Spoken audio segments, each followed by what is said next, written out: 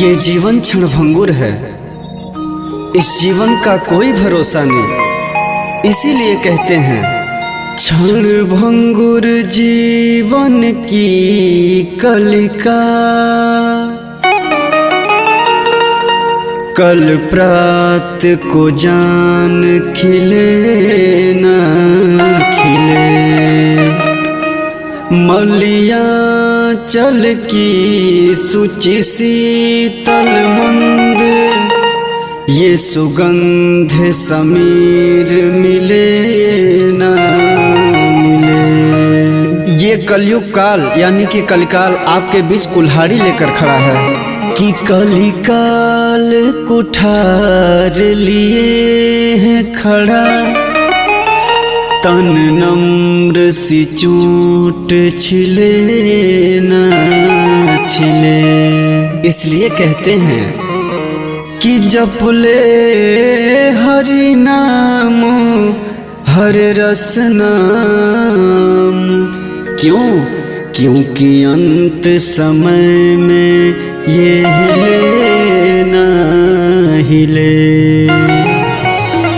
किसी साधक ने लिखा है, काहे माया में भुलाइल बड़ा तोता हो, खोता छोड़ के जाए के परी। सगरी स्वार्थ खातिर नीमन बाउर होता हो, खोता छोड़ के जाए के परी। काहे माया में भुलाइल बड़ा तोता हो, खोता छोड़ के जाए के परी।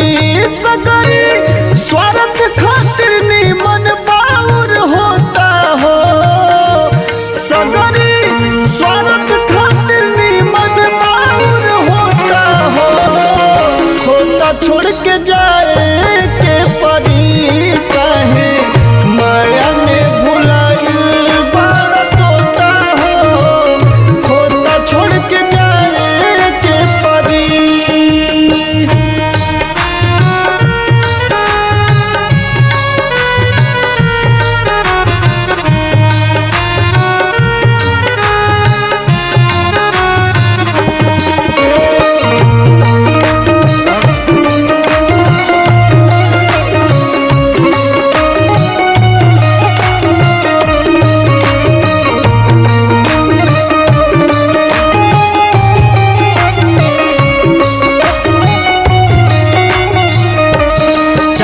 कितना भी धन कमा लीजिए, साधक कहता है लाख करोड़ धन तू कमैबा,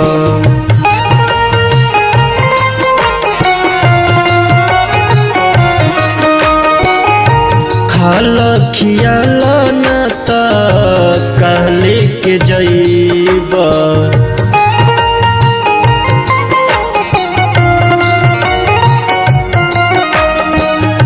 लाख करोड़ धन तू कमैबा,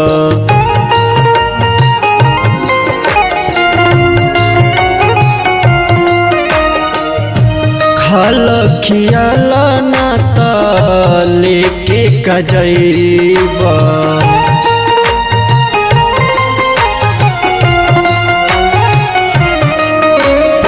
दान कीजिए, भोग कीजिए, अन्यथा सब धरा का धरा ही रह जाएगा। और अंत समय में कितनी सुंदर बात कही है साधक ने, क्या कि ताहर छीन ली पहिरल लंगोटा हो, कि ताहर छीन ली पहिरल लंगोटा हो, खोता छोड़ के जाए के परी। काहे माया में भुलाइल छोड़ के जाए के परी।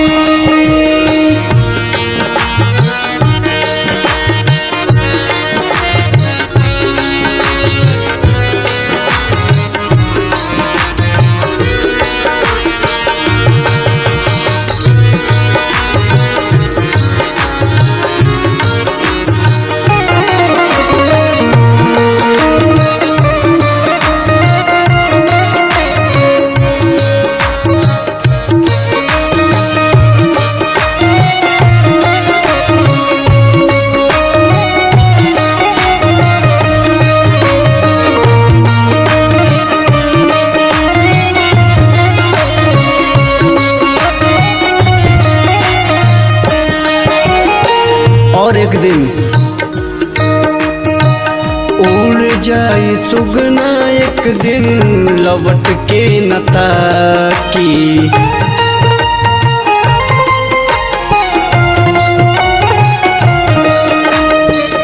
उड़ जाई सुगना एक दिन लौट के न ताकी।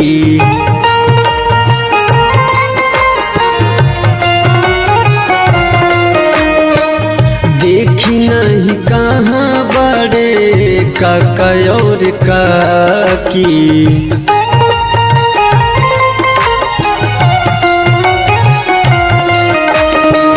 देखी नहीं कहाँ बड़े काका और काकी।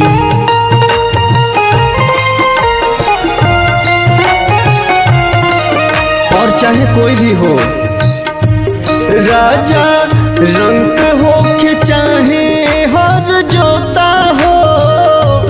राजा रंग हो के चाहे हर जोता हो। खोता छोड़ के जाए के परी काहे माया में